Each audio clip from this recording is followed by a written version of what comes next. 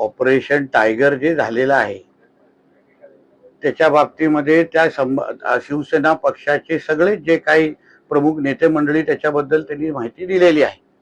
आता त्यावर तुम्ही तुडवा जुडवा बुडवा काही बोललात, पण मुळामध्ये ह्याचा जबाबदार कोण हेही कधीतरी विचार करायला पाहिजे.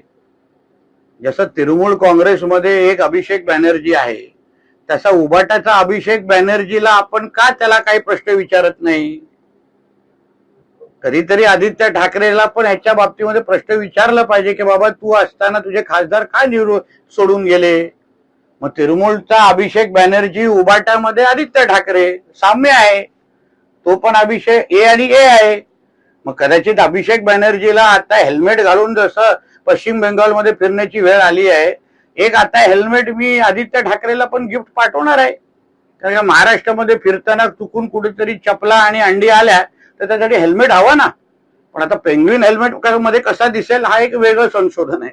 साहेब, आज शिवसेनेचा हिरक महोत्सव वर्धापन आहे आणि त्याने संजय राऊत म्हणतायत की ही संघटना आहे ती बाळासाहेबांनी, आता उद्धव ठाकरे यांनी मराठी माणसांच्या न्यायासाठी काढलेली संघटना. मुळामध्ये हे जे खासदार ज्यांनी आदरणीय एकनाथ शिंदे साहेबांचे नेतृत्व स्वीकारले, कशामुळे स्वीकारलं माहिती आहे का?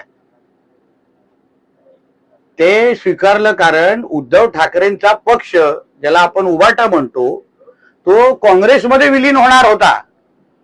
ह्या भीतीने त्या लोकांनी एकनाथ शिंदे साहेबांच्या नेतृत्व त्या लोकांनी स्वीकारलेला आहे. म्हणजे मूळ बाळासाहेबांचा विचार जे काँग्रेसच्या विरोधी विचार होते, मी माझ्या शिवसेनेचं कधीच काँग्रेस व्हायला देणार नाही, नाहीतर मी माझं दुकान बंद करून, असं बोलणारे आमचे हिंदू हृदय सम्राट बाळासाहेब ठाकरे ह्या सगळ्या विचाराला तिलांजली देऊन उद्धव ठाकरे जेव्हा काँग्रेसमध्ये विलीन होण्याचा विचार करत होते, मी तर हेही ऐकलं आदित्य ठाकरे आणि राहुल गांधीच्या ह्या बाबतीमध्ये बैठका पण झालेल्या. आदित्य ठाकरेंना काँग्रेसच्या राष्ट्रीय सरचिटणीस बनवण्याचा पण प्रस्ताव आलेला, हेही माझ्या कानावर आहे. एवढं सगळं काँग्रेसमध्ये विलीन होऊन मूळ बाळासाहेबांचेच विचार अगर बुडवायचे ना असतील तर मग खासदार राहणार कशाला? कसले बाळासाहेबांच्या विचारबद्दल संजय राजाराम राऊत बोलतायत? तुम्ही काँग्रेसमध्येच विलीन होणार होता तर याच्यापेक्षा नेहरू गांधींचं गोडवे गावा ना. बाळासाहेबांचे गाव कशाला घाताय तुम्ही? त्यांच्यात तर विलीन होणार होतात. एका खासदाराची किंमत 85 कोटी रुपये ठरवण्यात आली असं रोहित पवार. असं आहे की आता शेमड्यासारखे हे महाविकास आघाडी काही बोलले त्याला काही अर्थ नाहीये. मुळामध्ये तुमच्या त्या आमच्या महाराष्ट्र व्हर्जन ऑफ अभिषेक बॅनर्जीला आवरलं पाहिजे होतं.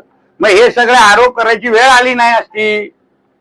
जे हिंदुत्वाचे विचारावर तयार झालेले हे सगळे मूळ शिवसैनिक, त्यांनाही जेव्हा बघितलं की हे काँग्रेस विचाराला स्वीकारणारे लोक आहेत, जिहादला स्वीकारणारे आहेत, हिंदुत्व विरोधी भूमिका घेणारे लोक आहेत, म्हणून तर ते लोक पुढे गेलेले. कधी कधी पैशांच्या पलीकडे विचार पण महत्वाचे असतात.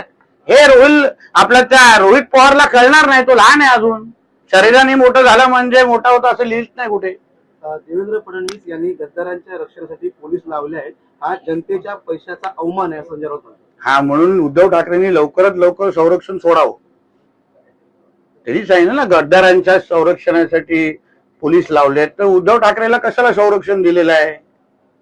आदित्य ठाकरेला तर त्यांनी पण संरक्षण. महाराष्ट्राचा सर्वात मोठा गद्दार मातोश्रीच्या तिसऱ्या माळ्यावरच बसतात.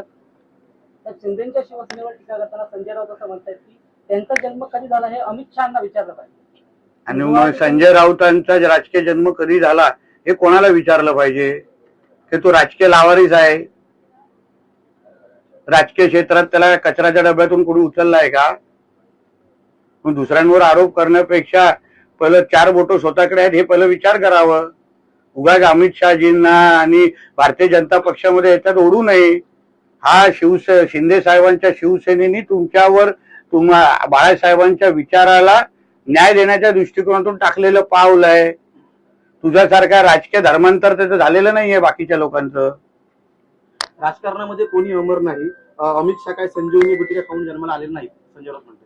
ठीक आहे, सकाळी चहा घ्यायला येतात का आमच्या घरी? की सकाळी आम्ही कुठली जडीबुटी खातो, औषध का पितो, चहा कशी पितो, काळी पितो, दूधवाले का द्यायला आलाय काय? तेच काम राहिलं आता हाऊसकीपिंग. साहेब, आम्ही गिरगावकर यांनी दोन्ही ठाकरे बंधूंना एक पत्र पाठवलंय आणि त्यामुळे ते असं म्हणतायत की आता आपणच मराठ्यांचे हिंदू हृदय सम्राट बाळासाहेब ठाकरे आहात. कोणाला पाठवलं? दोन्ही ठाकरे बंधूंना पत्र पाठवलं कोणी पाठवलं? आम्ही गिरगावकर. आता ते मला पत्र वाचलेलं नाहीये, पण हिंदू हृदय सम्राट, हिंदुत्व आणि उद्धव ठाकरे आणि आता काय संबंध राहिलेला हे मला आतापर्यंत कळलेलं नाही. आता तो संबंध संपलेला आहे, तो त्याच्या रक्त आता हिरवं झालेलं आहे, म्हणून कोणी हिंदू हृदय सम्राट आणि उद्धव ठाकरेचं जोडू नये असा मताचा मी आहे.